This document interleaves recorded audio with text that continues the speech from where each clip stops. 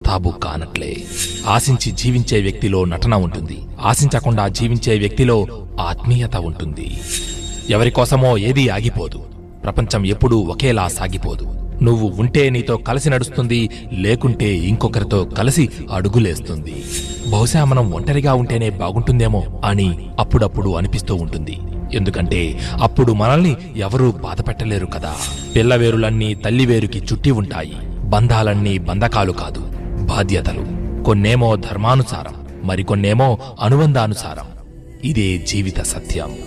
డబ్బు నుంచి వచ్చే ప్రేమ దీపం లాంటిది. అది నూనె ఉన్నంతవరకే వెలుగుతుంది.